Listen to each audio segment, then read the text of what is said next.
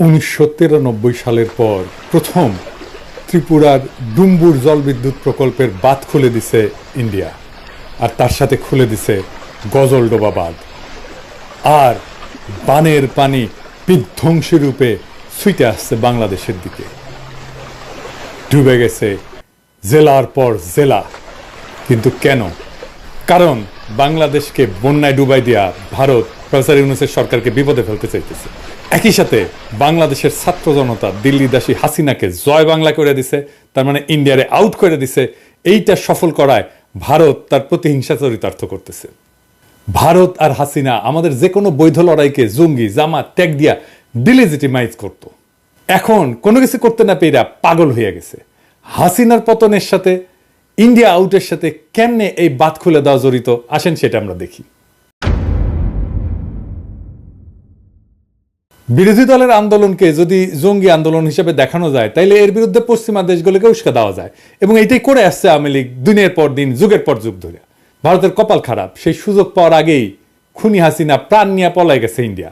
জঙ্গি বয়ান ফেল করলেও ইন্ডিয়া কিন্তু একই বয়ান এখনো চালায় যাইতেছে, কারণ সে জানে কোনো উপায় পশ্চিমা বিশ্বকে যদি বোঝানো যায় যে জঙ্গিরা বাংলাদেশের ক্ষমতার কেন্দ্রে এসে পড়ছে, তাইলে সে বাংলাদেশে হস্তক্ষেপ করলে পশ্চিম সম্ভবত সেটা মেনে নেবে।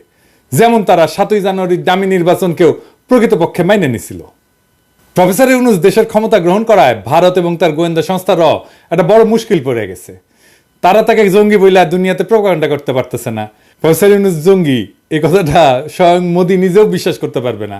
সুতরাং তারা নামছে এমন এক কাজে যেন প্রফেসর ইউনূসের সরকারকে ক্রমাগত বিপদে ফেলা যায়, এবং তারা এই কাজ করে যাবে, দিনের পর দিন করবে, একটার পর একটা করে যাবে। এই বন্যায় ব্যাপক ক্ষয়ক্ষতি হবে, ফসল ডুবে গেছে, খামার ধ্বংস হয়েছে, গবাদি পশু মারা গেছে, প্রচন্ড খাদ্যাভাব দেখা দেবে, মানুষজনকে সরাইতে হবে, এবং পুরা প্রশাসন পুরা সরকার এই বন্যার ধকল সামলানোর কাজে ব্যস্ত হয়ে যাবে। এই অর্থনৈতিক ধাক্কা সামলানো খুব কঠিন হয়ে যাবে। তার মধ্যে তো হাসিনা দেশকে পুরোটা ফোপড়া বানাই দিছে। এখন তাদের একটাই মিশন, তা হইল প্রফেসর ইউনূসের সরকারকে যেভাবে পারে বেকায়দা ফেলা।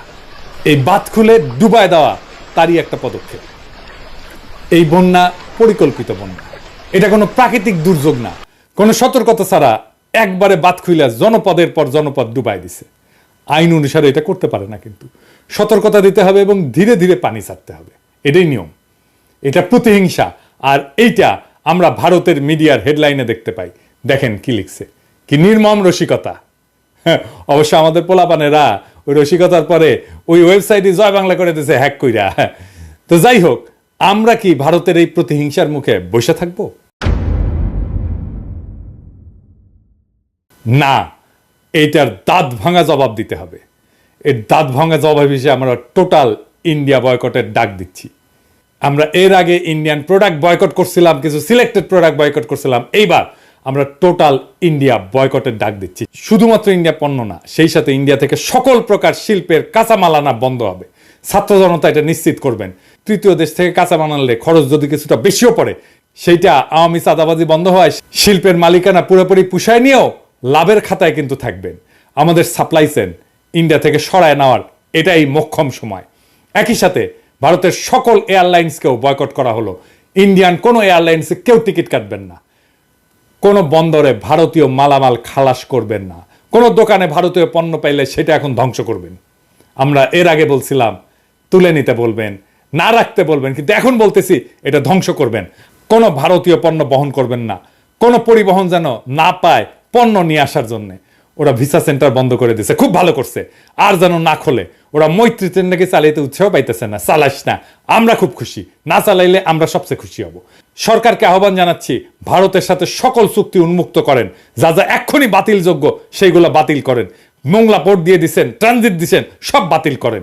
টোটাল ইন্ডিয়া আউট বাস্তবায়ন করে আমরা ইন্ডিয়াকে উচিত জবাব দেব, যা তারা বহু যুগ মনে রাখবে।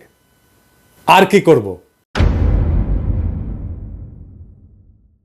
ইন্ডিয়া শুকনা মৌসুমে কখনোই চুক্তি মোতাবেক আমাদের পানি দেয় নাই, অথচ বর্ষার সময় আমাদের পানিতে ডুবায় মারে। ভারতের এই জঘন্য খেলা বন্ধ করার এটাই সময়। ভারতের কাছে পানি পাওয়া, যেটা আন্তর্জাতিক আইনে আমাদের প্রাপ্য, তার আশা করা বাতুলতা। আমাদের সামনে একটাই টেকসই দীর্ঘমেয়াদী সমাধান আছে। কি সেটা? সেই সমাধান হইতেছে তিস্তা প্রকল্পের মতো সকল নদীতে ওয়াটার ম্যানেজমেন্ট প্রকল্প বাস্তবায়ন করা। আমরা সরকারের কাছে দাবি জানাই, তিস্তা প্রকল্প সংক্রান্ত চীনের প্রস্তাব অবিলম্বে গ্রহণ করেন। ছাত্র জনতাকে আহ্বান জানাবো সরকারকে এই বিষয়ে ব্যাপক চাপ দিতে, যেন এই প্রকল্প চীনকে অবিলম্বে দিয়ে দেওয়া হয়। চীন প্রস্তুত আছে, চীন বারবার বলতেছে এই প্রকল্পে তারা বিনিয়োগ করতে আগ্রহী। এই প্রকল্প চীনকে দিয়ে দেন, ইন্ডিয়ার গালে 2 থাপ্পড় দেওয়া হবে আমরা যদি এই প্রকল্প চীনকে দিয়ে দিই। ফাইনালি ভারত বন্ধু আর ভারতকে কিছু আখেরি কথা বলতে চাই, কান খুইলা শুনে রাখেন। অনেকে মনে করেন ভারত বড় দেশ, আমাদের ঘিরা আছে, হুরে বাবা, হ্যাঁ আমাদের খায়া ফেলবে। হ্যাঁ জিনা, ভারত আমাদের ঘিরা নাই, আমরা ভারত দিয়ে বেষ্টিত না। ভারত বরং চারিদিকে শত্রু রাষ্ট্র দিয়ে বেষ্টিত। সরাসরি শত্রু না হইলেও তারা ভারতের বন্ধু না, যারা ভারতকে বেষ্টন করে আছে। ম্যাপটা খুলে দেখেন, একদিকে পাকিস্তান, চীন, নেপাল, বাংলাদেশ, আর ওইদিকে মায়ানমারের গণতন্ত্রকামীরা জিতে গেলে ওরা বাম্বু দেবে ইন্ডিয়াকে সকাল বিকাল। ইন্ডিয়াকে ঘিরে ফেলা হয়েছে চারিদিক থেকে, চারিদিকে ওর হোস্টাইল টেরিটরি। আর আমরা তিস্তার চায়নাকে ডেকে না চিকেন নেক চাইপা ধরবো। 15 বছর ফ্যাসিবাদের ঘানি টানাইছে ইন্ডিয়া, এইটার মূল্য ইন্ডিয়াকে চুকাইতে হবে কড়ায় গন্ডায় আগামী 50 বছর ধইরা। একটা কবিতা ছিল, মুক্তিযুদ্ধের সময় লেখা হয়েছিল, সেই কবিতা আমরা আবার পড়ব। তুমি আমার আকাশ থেকে সরাও তোমার ছায়া, তুমি বাংলা ছাড়ো। তুমি আমার বাতাস থেকে মোছো তোমার ধুলা, তুমি বাংলা ছাড়ো। তুমি আমার জলস্থলের মাদুর থেকে নামো, তুমি বাংলা ছাড়ো। শত্রু দেশের সাথে কোনো ডিলিংস না, ইন্ডিয়ার সাথে কোনো ডিলিংস না। যারা শত্রু দেশের সাথে হাত মিলাবে তাদের ক্ষমা নাই। ইনকিলাব জিন্দাবাদ।